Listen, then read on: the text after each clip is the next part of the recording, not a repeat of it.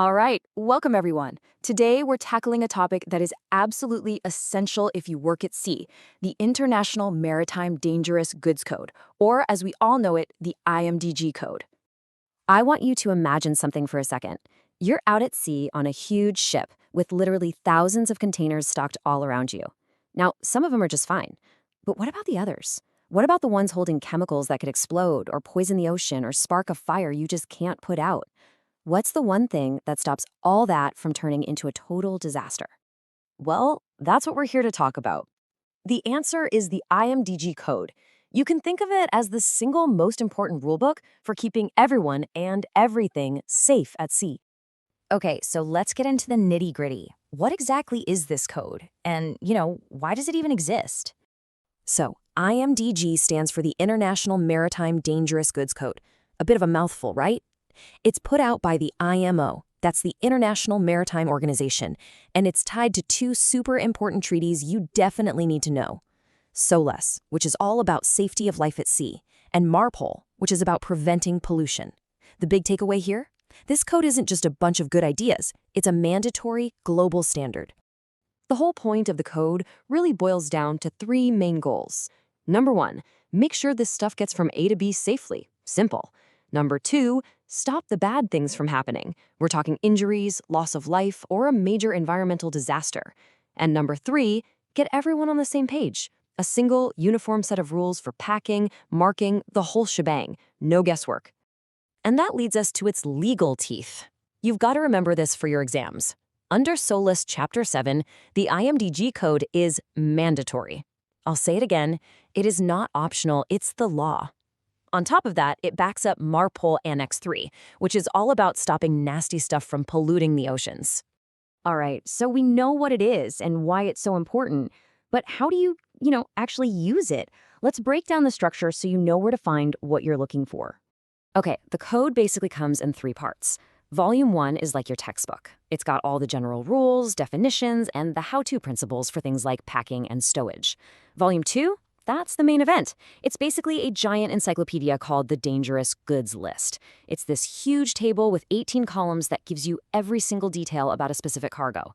And then there's the supplement. This is your in case of emergency guide. It's got the emergency schedules, the medical first aid guide, all the stuff you hope you never need, but you'll be glad you have it if you do. Okay, now for the part you're going to use all the time, actually identifying the hazards. See, every single dangerous good is sorted into one of 9 classes. We're going to go through them all, starting with the first 4. First up, Class 1, explosives. Pretty self-explanatory, right? This is anything that can go boom. Think fireworks, think ammunition. The big danger here isn't just a fire. It's that super fast, super violent release of energy.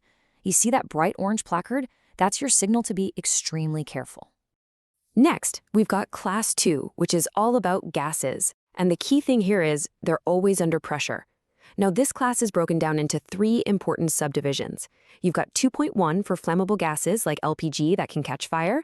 Then there's 2.2 for non-flammable, non-toxic gases like nitrogen. They won't burn, but they can still be dangerous. They can push out all the oxygen and cause suffocation. And finally, 2.3 is for toxic gases like chlorine, which are straight up poisonous if you breathe them in. Moving on to Class 3, flammable liquids. You're going to see this one a lot. We're talking about things like gasoline, alcohol, even paint. The real risk with these is that they produce flammable vapors even when it's not very hot, which means they can ignite really, really easily. That classic red placard with the flame? Yeah, that's the universal symbol for major fire risk. All right, Class 4, this one covers flammable solids and some other really reactive stuff. It's also split into 3 groups, so pay attention here. First, 4.1 is for your basic flammable solids, things like sulfur that just burn easily. Then you have 4.2, which is for stuff that can literally catch fire all by itself, spontaneously. White phosphorus is a good example. And then there's 4.3, and this is a tricky one, substances that are dangerous when wet, things like calcium carbide, which, if it gets wet, releases a flammable gas. Super dangerous.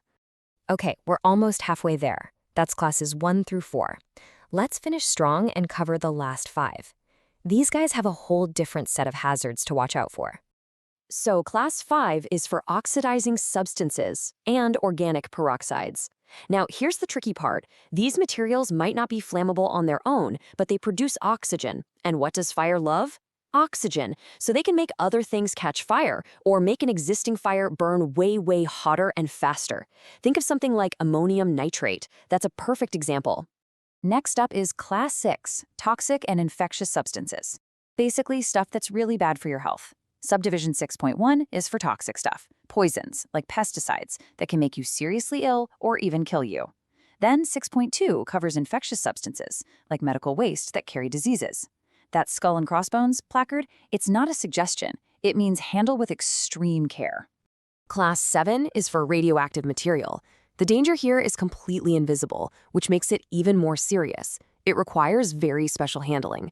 We're talking about things like uranium or cobalt used in medicine. You see that unique trefoil symbol on the placard? That is a non-negotiable warning about radiation. Then we have Class 8, corrosives. These substances have a different kind of destructive power. They can literally burn through skin or dissolve metal.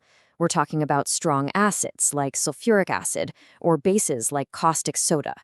The placard itself shows you exactly what it can do, eat away at materials and hands. And last but not least, Class 9, miscellaneous dangerous goods.